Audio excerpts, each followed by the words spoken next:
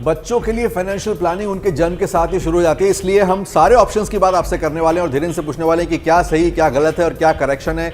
चाहे वो इंश्योरेंस का यूलिप हो या फिर कोई टर्म प्लान हो, तमाम सलाह आपको मिलने लगती है। ऐसी बहुत सारी म्यूचुअल फंड की में एक साथ पैसा डाल दीजिए, ये बात होने लगती है। इसके अलावा बात होने लगती है कि एसआईपी शुरू कर दो, भाई बच्चा जन्म ले चुका है परिवार में, उसके लिए फाइनेंशियल प्लानिंग शुरू कर दो।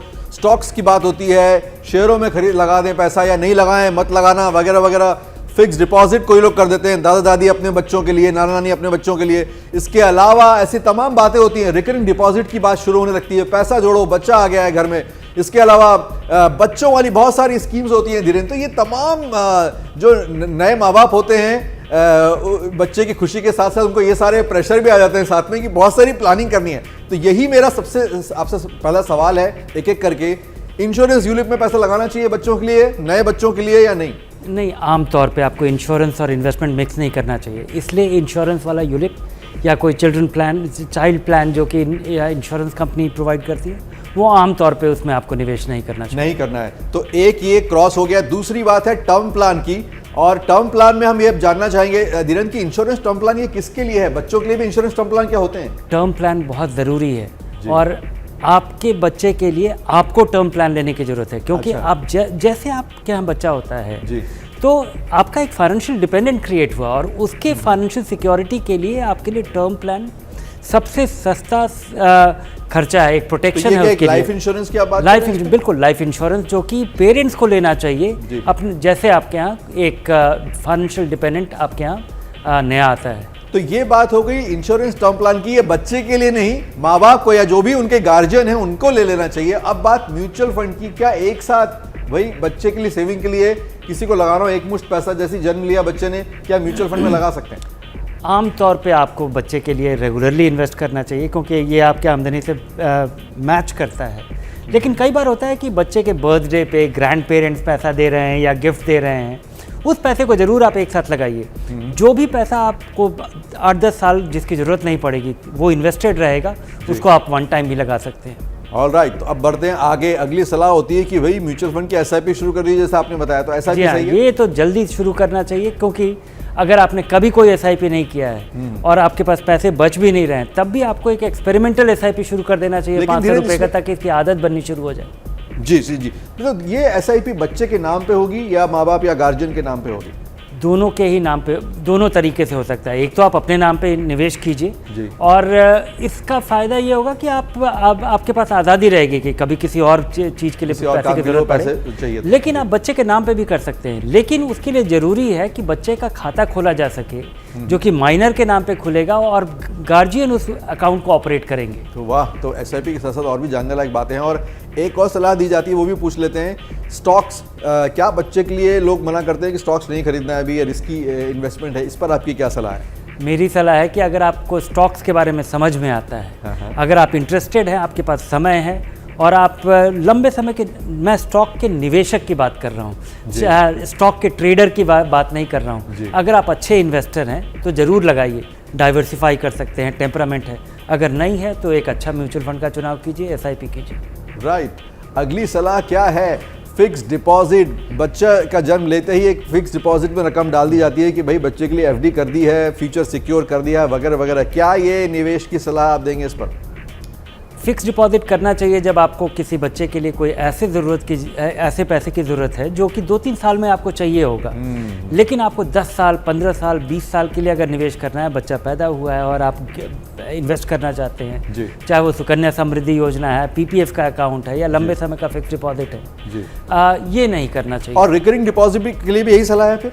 जी हाँ, अगर आपको अगले 2-3 साल में पैसा चाहिए, रिकरिंग डिपॉजिट कीजिए। कई सालों के लिए पैसा कभी भी फिक्स्ड इनकम यील्डिंग इंस्ट्रूमेंट में नहीं करना चाहिए। तो ये तो बात हुई बच्चे के जन्म लेते वक्त क्या क्या सलाह होती है। और सबसे बड़ा सवाल यहाँ कि बच्चों वाली स्कीम्स बाजार में बहुत, उनमें से एक का नाम आपने अभी लिया भी धीरेन्द्र। और भी कई स्कीम्स हैं, चाहे स्मार्ट चाइल्ड बनाने वाली बात हो, सुकन्या वाली बात हो, ऐसी कई तमाम स्कीम्स हैं। हम उनके खिलाफ नहीं, लेकिन आपसे सलाह चाहिए कि क्या ये निवेश का रास्ता सही है?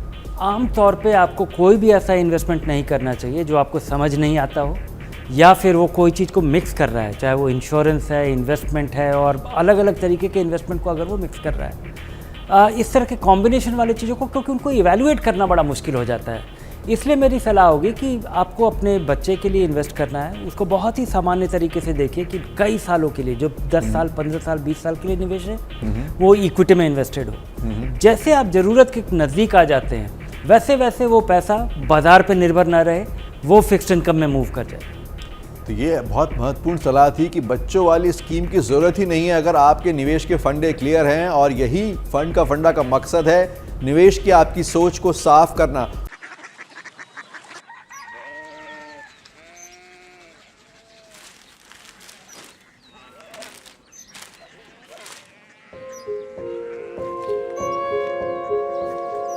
बाबा बाबा कोरिया सिटी जानिए ना।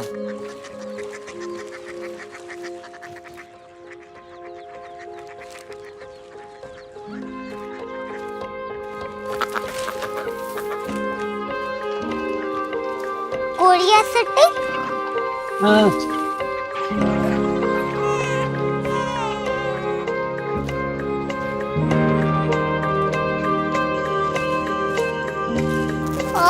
कोरिया सिटी कहाँ पे है? शहर अंग्रेजी लगे हैं।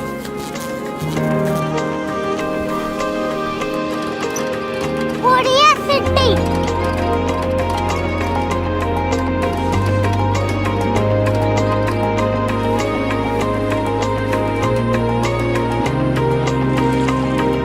वो बहुत दूर है।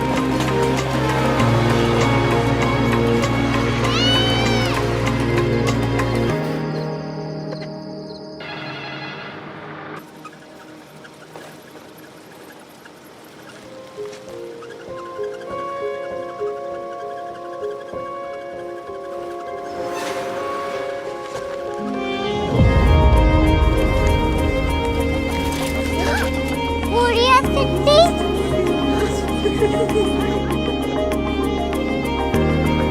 दुनिया कुछ लोग बड़े होते हैं। कोरिया सिटी कहाँ है? प्रोफेसर साहब को पता होगा।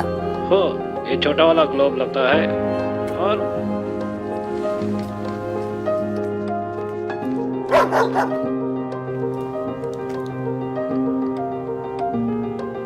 पता नहीं, मेरी बेटी से जाके मिल लो, शायद उसे मालूम हो।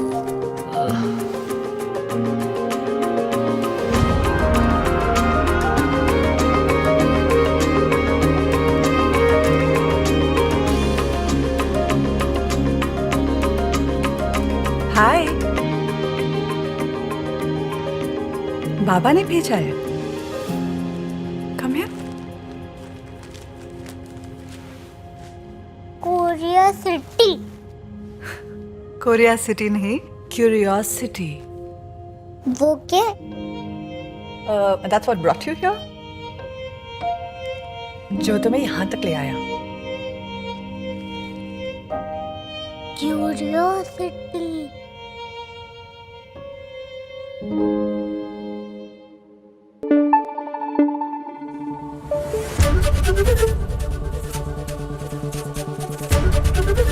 एबीपी न्यूज आपको रखे आगे।